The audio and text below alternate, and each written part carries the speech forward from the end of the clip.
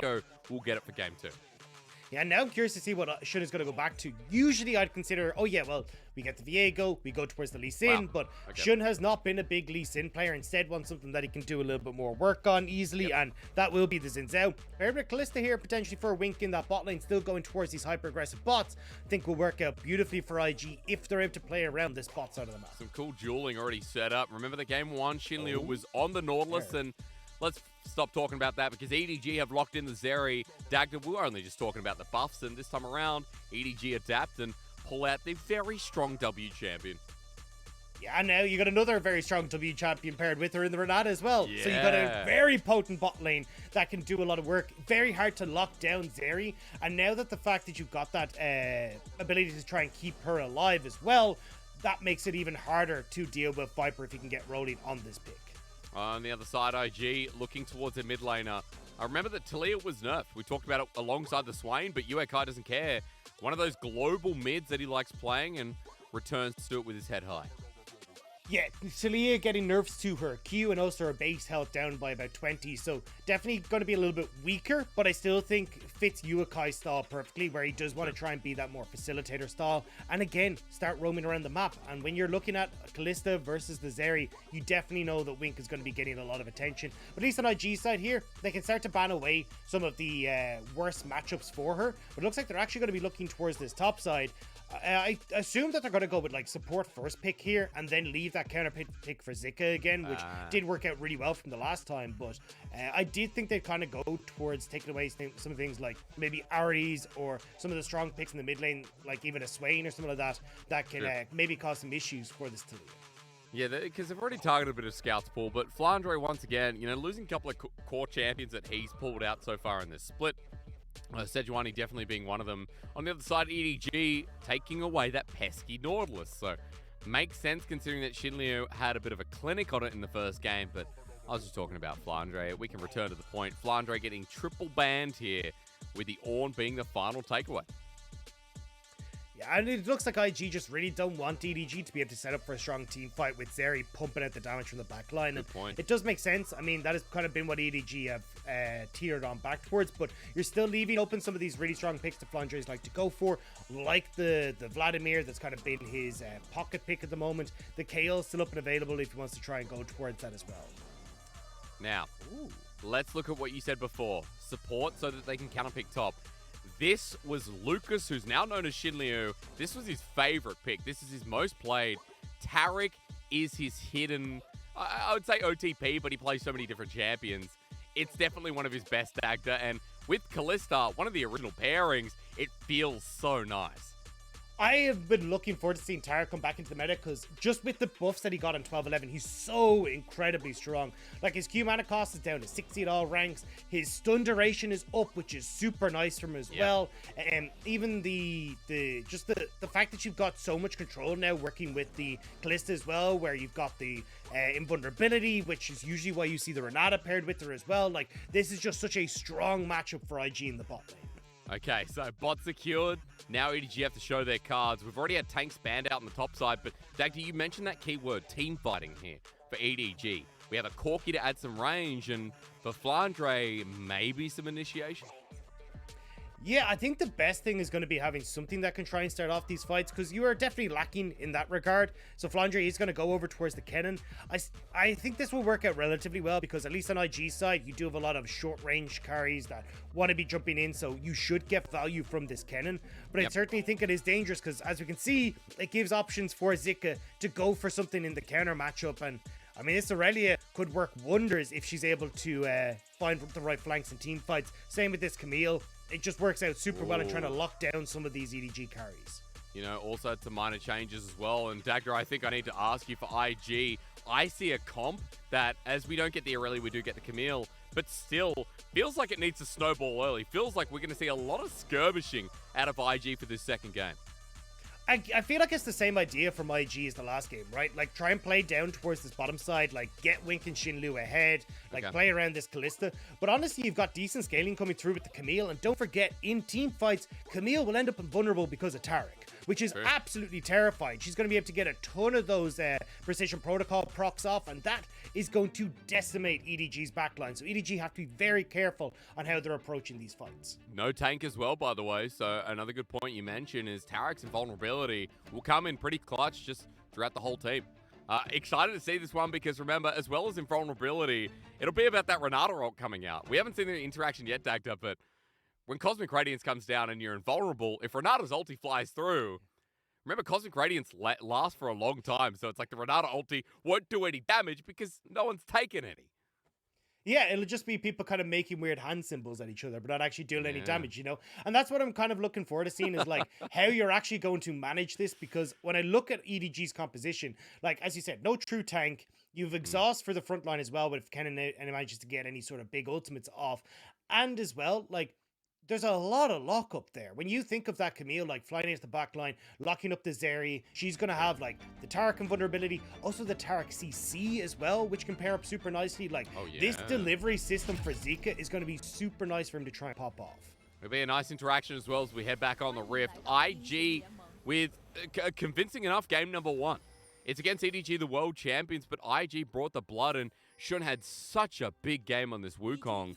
If you're just tuning in now, I mean, Xun maybe on the Xin Zhao may feel outdated for you, but I wouldn't doubt IG after what we saw, especially Dagda, when we know that the early game has been and was once more their biggest condition with Wink and XinLiu getting first blood at level 1.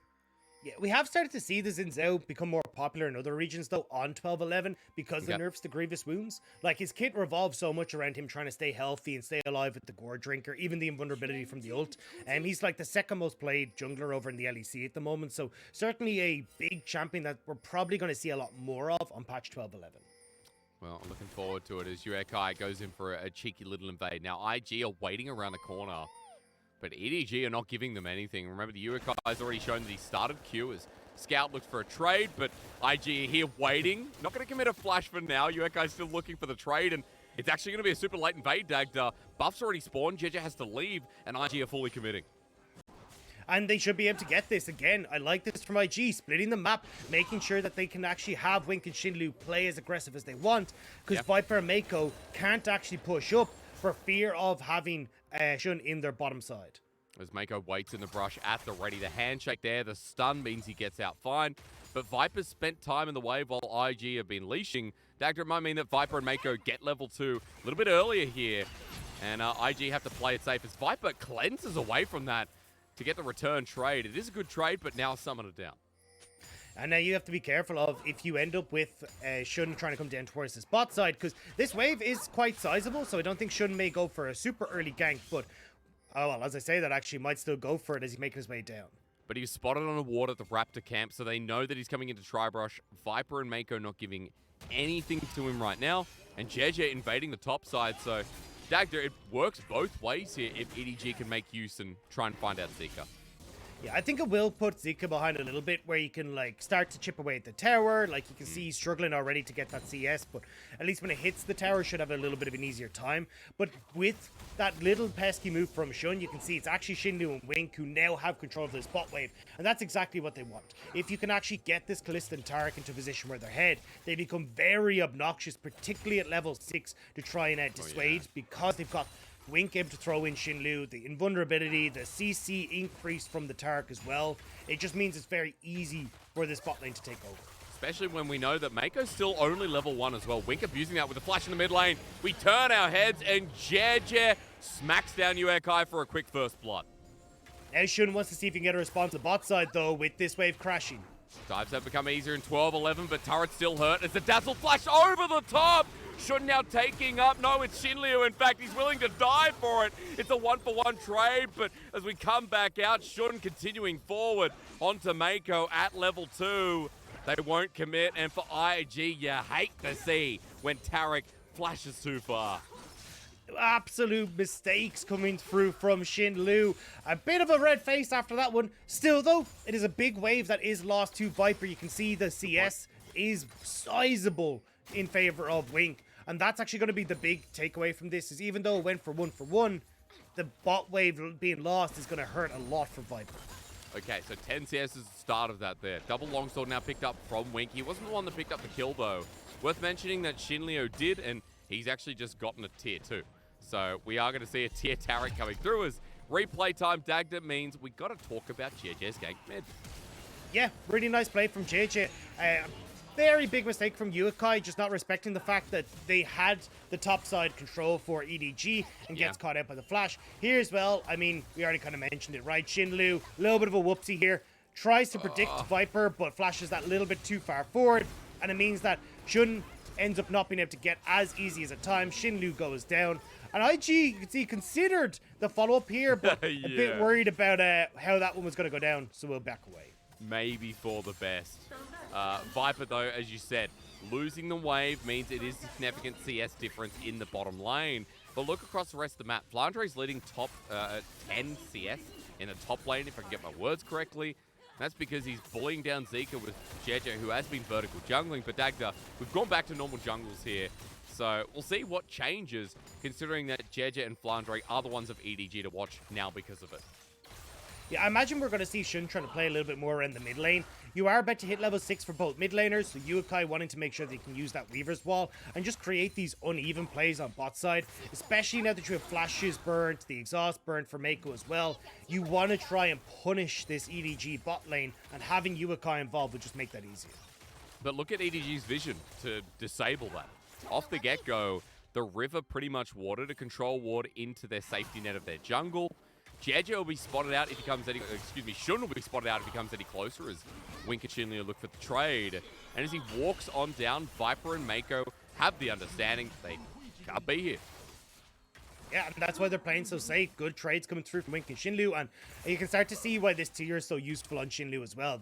You oftentimes see Tarics just picking up it early so then they can continuously spam that heal, make sure that they're able to keep themselves topped up, and it means that any sort of trading Viper and Meiko get isn't really going to stick. And with that control, Shun now goes over towards the dragon, and with the help of Yuekai, will get that without much issue.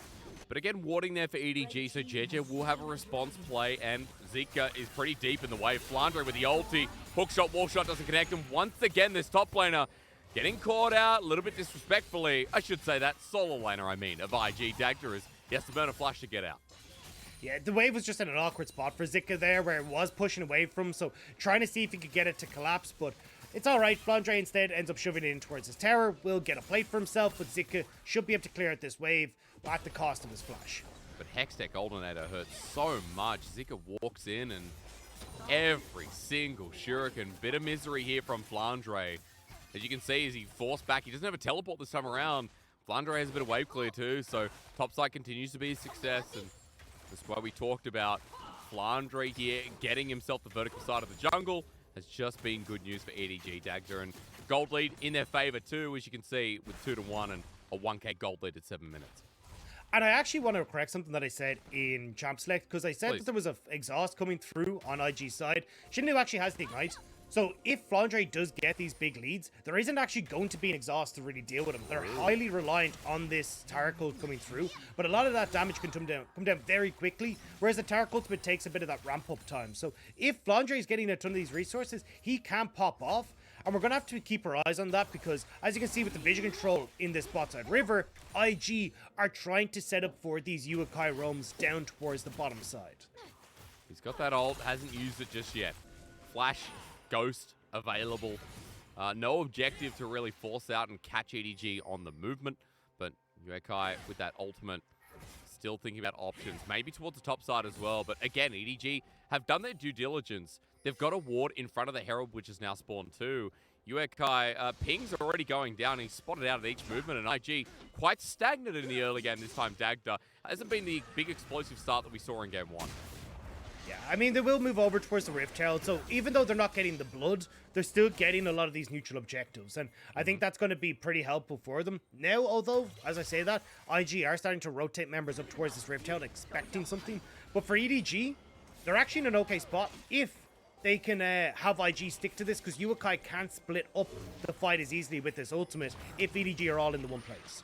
Slicing Maelstrom, though, that's what I'm scared about. Flandre has the flash available, and you brought up that great point, Dagda, of no exhaust on Invictus Gaming. As all members move up, EDG are going to pull back from the Herald because Viper stayed behind. And even though there was a CS disparity before, with Wink and XinLiu making the dive happen alongside their jungler, Dagda, that's going to be minimized even more. He's already got the kill. He's getting turret plating.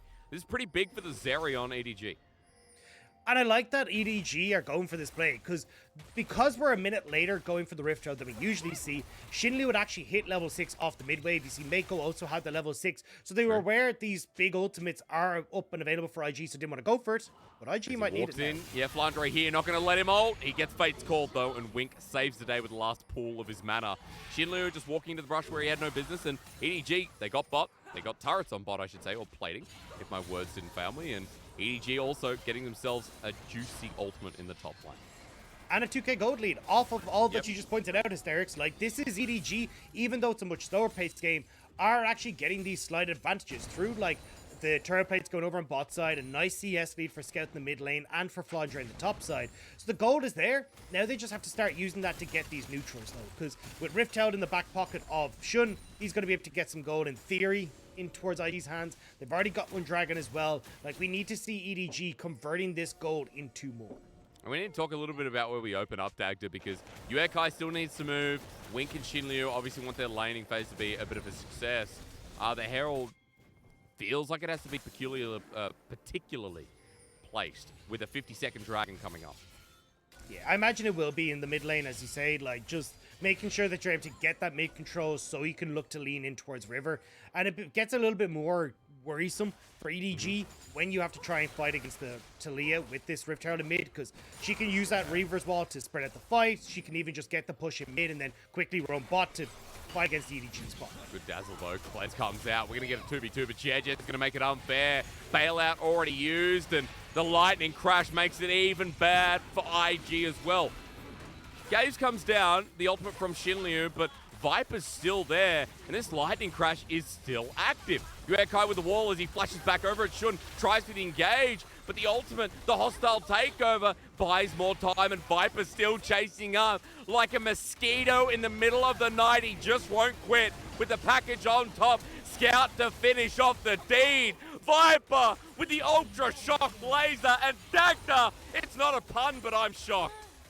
And it's 3 kills for Viper. Sniper on the back line, managing to pick off Wink. And now EDG, they have control. Viper's getting even more plates. They're getting the second dragon. This is what we're talking about. EDG converting their lead into more, and they just did it. Let's look again, because it was just such a long, drawn-out fight, which Zeri loves. And it just feels like IG didn't have all their pieces again in the right spot. Coordination very messy on this. A very early ult from XinLiu, where look how little damage is actually being thrown at IG while that ultimate's up and available. Like, there's just nobody on EDG that's actually trying to push forward. Yuekai as well, hopping off on the wrong side of the wall, means that he's in now in no man's land, has to flash over. A great up from Meiko, prevents any sort of follow-up. And Viper, as long as he's hitting someone here, he's hitting everyone thanks to the overcharge. Cool. And with Scout having picked up that package and TP'd in, it just is beautiful from EDG. Really good flash W as well. 3-0 on Viper. Scout picks up 1-2. We now have a big mid 80 carry from EDG. The early game much more successful.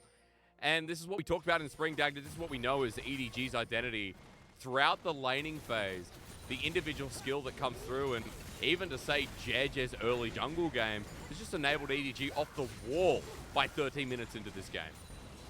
And Viper's going to be such an issue now for IG to deal with, because one of the big changes that we see with his build path, because she's been pushed more into that crit build away from like the Triforce and the Tiamat build, is that her single target damage is much, much higher.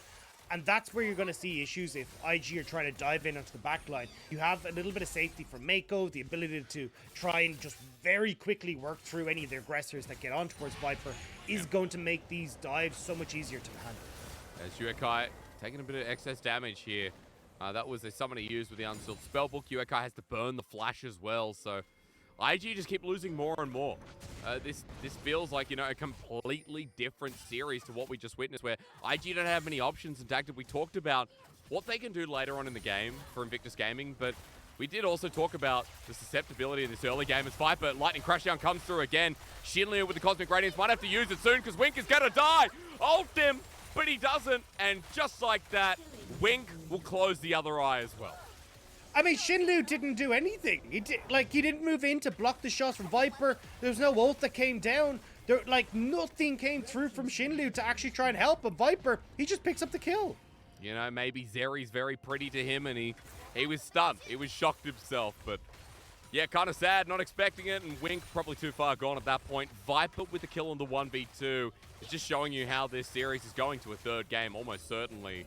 4-on-1 Dagda as well. Second item well and truly on the way, and I don't know what more you say for IG in terms of options. Yeah, I mean, for IG, it's looking pretty bleak. The fact that they can't really contest now towards Dragons on the bottom side because Viper's absolutely massive, and you need time for Camille to scale into the game, but she's also super far behind. But we'll see it here. I mean, this was pretty much all Viper from start to finish. Gets the slow off of the W, and here, XinLiu can just block these shots. Like, this is a thing about Zeri. She has no... Like, the point and click isn't really there. You can block these, but XinLiu not expecting it. The crit's coming through, and Wink falls. Well... yeah, you're right. Blocking at least the shots, even though E was activated, but only for 3 shots, remember. So we come back to live. We come back to a game which is not as competitive as the first, not even close to. Second Herald spawn, and IG thinking about contesting it, but right now they need that goal. They need that objective goal, Dagda, because there's a bounty on it. That's how far behind they are with a Taliyah, with a Camille, with a Kalista, with a Xin Zhao. Like, this is just such a hard game. Yeah, as you say, I mean, Viper, great scaling, Scout, great scaling. Like, you don't really have your moments here as EDG to really, as IG to really, just wait for this Camille to come online, because you have just as equal scaling on EDG when it comes towards team fights, when it comes towards the poke with this Zeri and with this Corki. So you have to be so careful as IG now as to how you try and find picks to bring yourself back into this game. You need Yuekai to start roaming around the map and try and get some vision control down, but EDG already, as you can see, moving into the spot side. They know Dragons in 35 seconds. They just want to make sure they can get that control over the objective. I'm glad you used the word picks. Like, that's how I see IG ever getting close to getting back into this game. So a big keyword for me, Dagda, especially with 25 seconds, a Dragon there, but EDG on champions like Corki, Scout has 2 items just about when the Mirror Matter fully completes. Viper here with the Zeal, who's pummeling down. IG was struggling to defend. Herald's going to come through as well. And I'm looking towards the inner turret that this push continues on, because Zika, XinLiu or Wink won't be able to stop this one, and EDG look content in going forward. And you can see you've already got Yuekai on this top side as well. He's now reset to get back into lane, so I think a little bit of a mistake. Oh god, that Chris.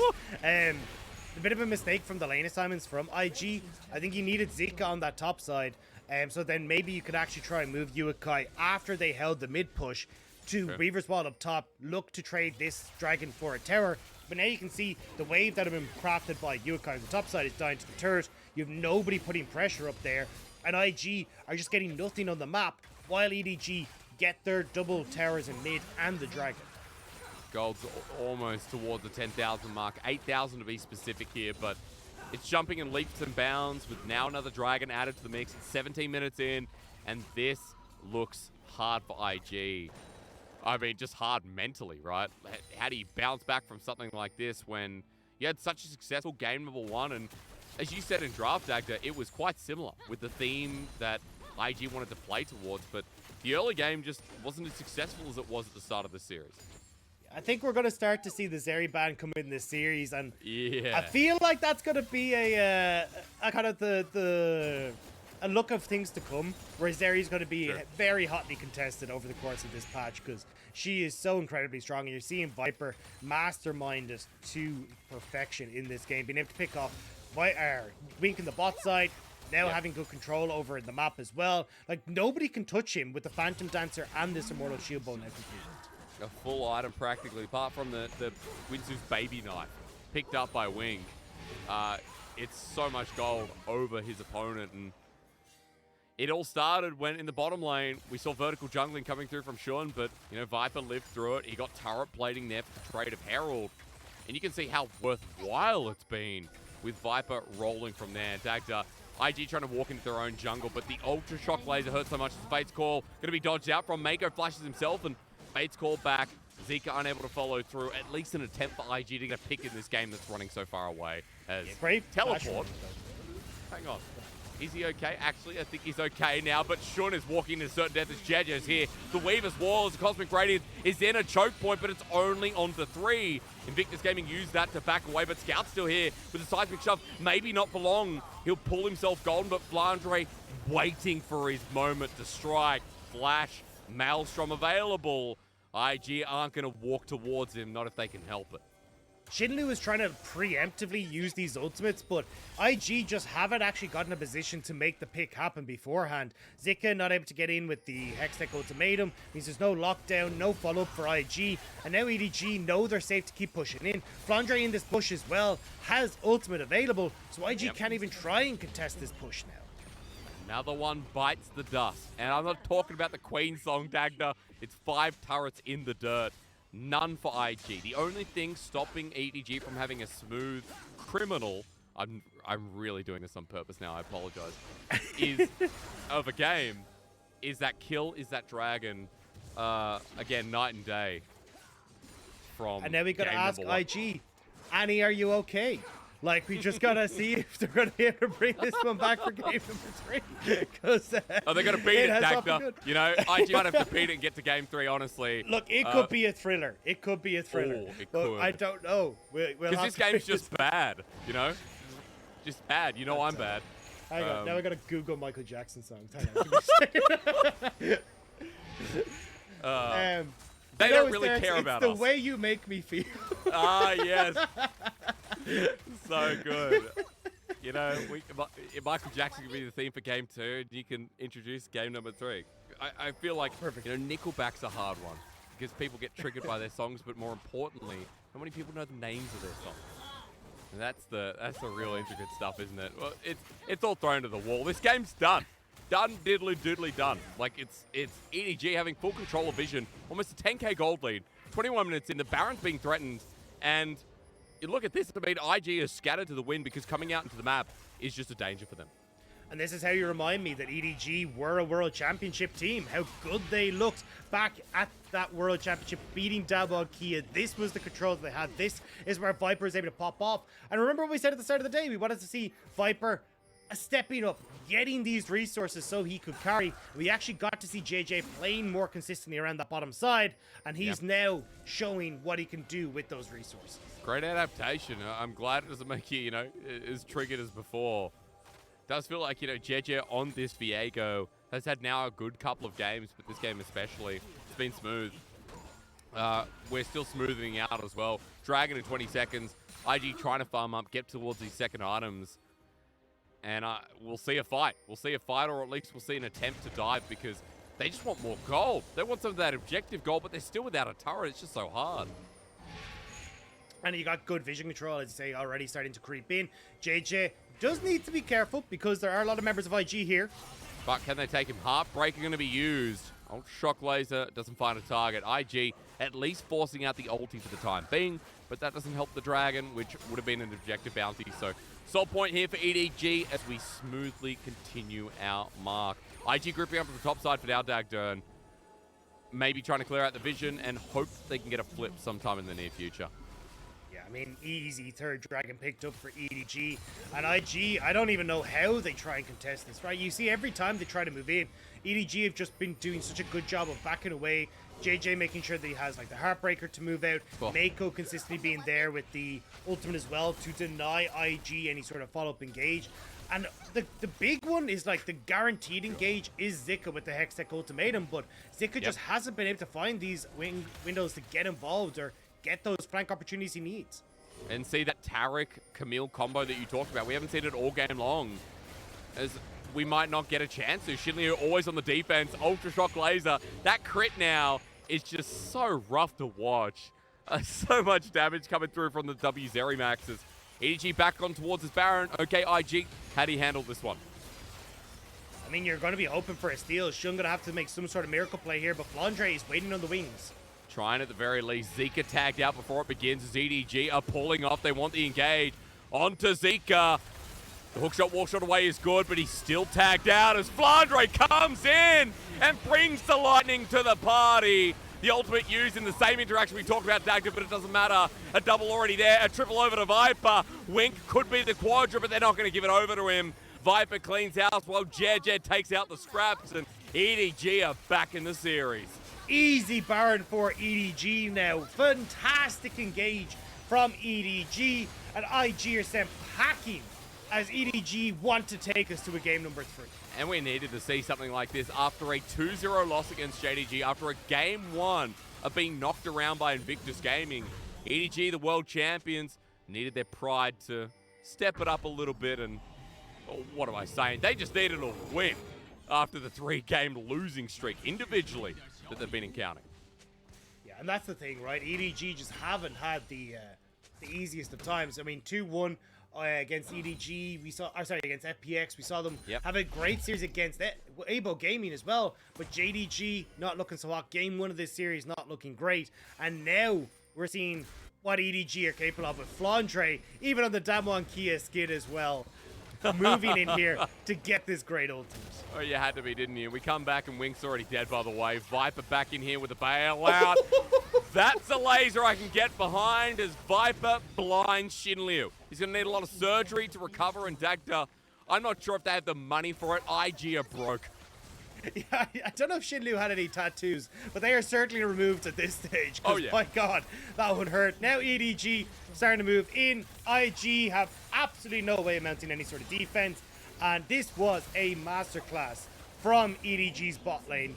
Viper 8-1-2. He is destroying IG. More of what you expect here. EDG living up to the name in the second game as Shun is targeted out. The poke too much to deal with, and EDG giving only a single kill over as Flandre. Not going to give them the second just yet. Yuekai, again, that poke is what we look at.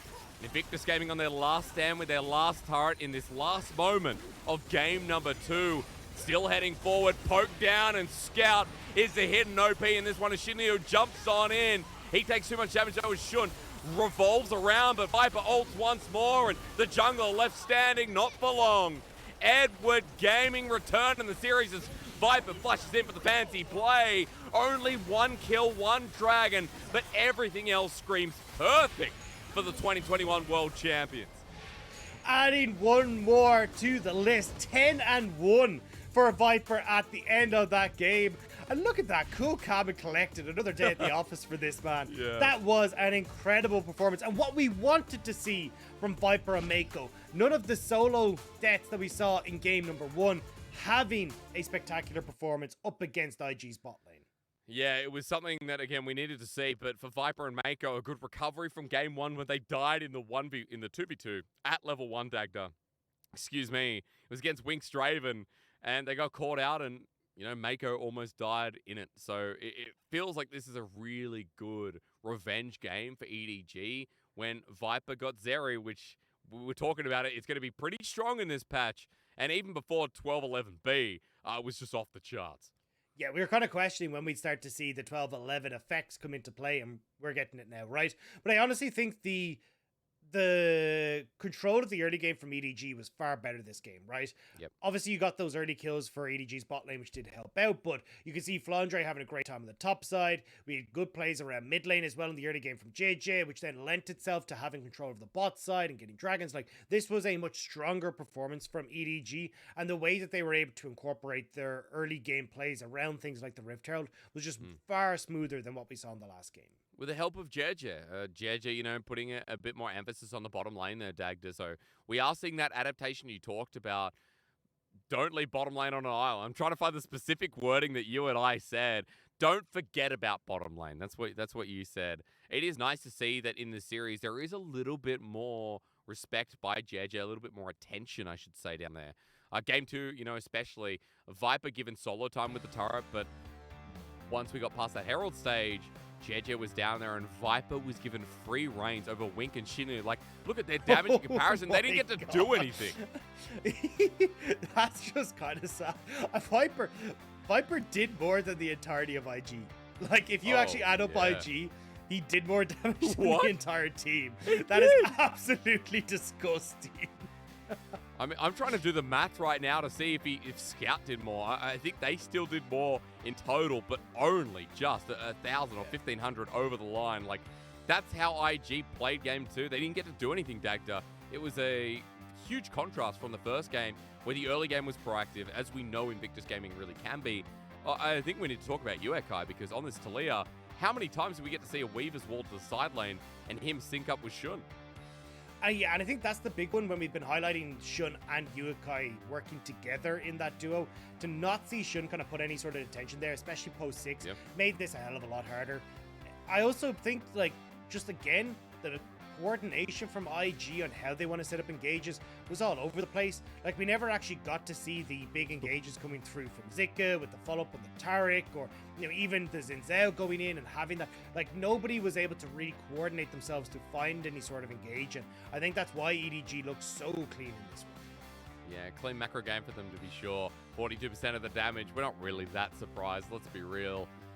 Viper made a shellacking of Invictus Gaming, and you know, Jiejie, again, another clean game. It does feel like this is what we talk about when we talk about, you know, clean EDG, Dagda. An early game that's really hard to find weakness in. A transition that just looks to be smooth sailing. Like, this is the version of EDG I think we all expected, and when we don't get it, we're kind of surprised. Yeah, I'm also kind of looking at, like, some of the damage to gold ratios there. Meiko having just as much damage to gold ratio as Zika, which definitely a problem when you're playing Renata versus a Camille who's supposed to be doing a lot of true damage. Also a bit disingenuous to see like 28% of the team's damage for the Kalista that did less than or just under 6k damage. So yeah, I think a lot to go back to the drawing board here for IG. Well, agreed. But we get a game 3 at the very least. Hopefully it trends towards the first game. IG with a smashing or a competitive one, and EDG with a silencing game number 2. But we'll go to a break and find out whose cuisine reigns supreme in game number 3.